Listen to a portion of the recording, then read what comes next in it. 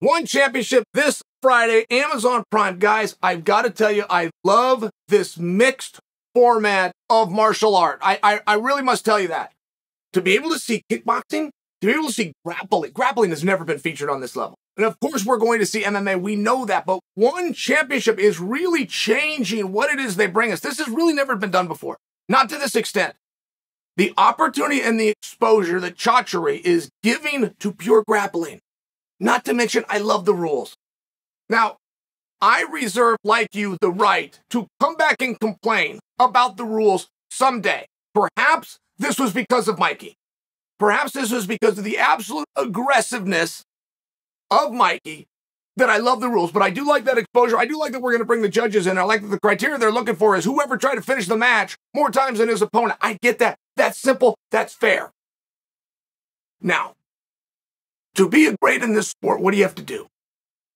Because it's not quite as simple as you think. It's not just get to the top. It's not just get the championship. Not just to win the one belt. It's not just to win the Abu Dhabi trophy.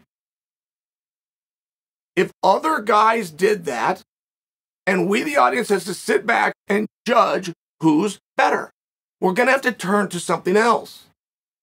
And one of the hardest things to do is to take what it is you learn, take what it is you achieve, give that and groom somebody else to do it too.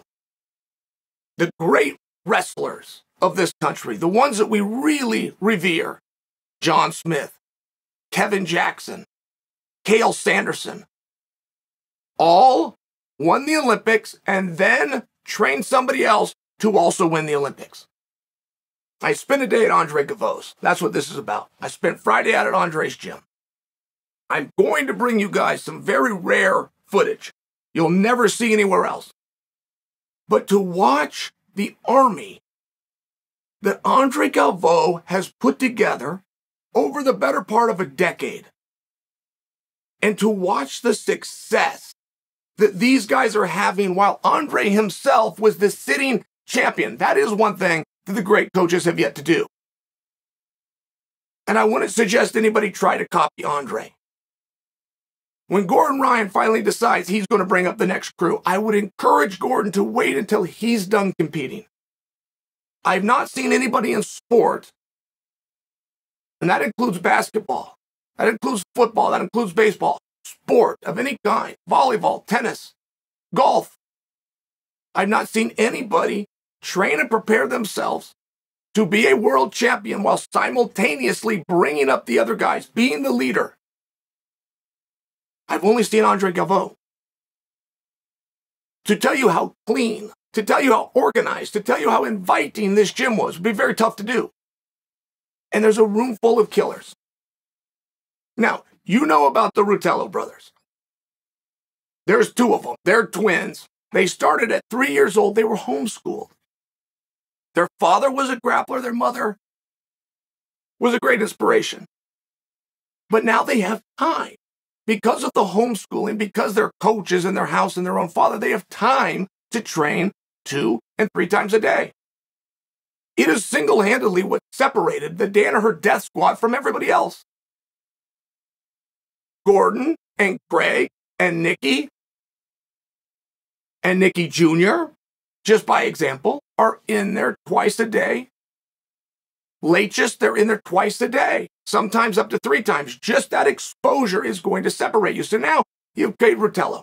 He and his brother storm into Abu Dhabi. Kade himself wins Abu Dhabi, but finished everybody to do it.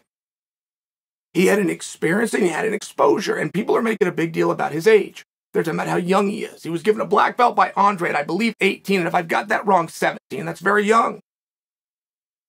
But if you look at hours on the mat, if you look at time put in, so he's going to go off to ONE Championship. He's going to have Andre with him. Andre Galvao, who was the world champion until 3 weeks ago. I understand. I understand that he's passed the torch, but the same day that Andre passed the torch, he got Routolo crowned champion. He sat in his corner. He served dual roles. And now that Andre has his full focus to training, to preparing the next crew, he's now got a guy in Kade who just landed in Singapore, who's going to be going on Amazon Prime this Friday for a World Grappling Championship. This is new, and there is competition that's coming. The first thing you've got to do, whether you're trying to compete with 10th Planet or you're trying to compete with the Death Squad, is you must have the bodies that have the discipline to put the time on the mat. And grappling, for as long as I followed it, up until now, this is a very new concept. You will have guys that go 5 times a week. And some of those really dedicated athletes will get another workout in on their own, but it won't be on the mat. They might run, they might lift, they might do a combo of running and lifting. Come in the afternoon, early evening, get their grappling, and those guys go on to be champions. But it's a new time. If you think running 2 miles separates from you the pack, I agree with you. Until everybody else is running 2 miles, now you got to do 4. Until everybody does 4, now you got to do 6. I mean, it's one of those things, and grappling is changing.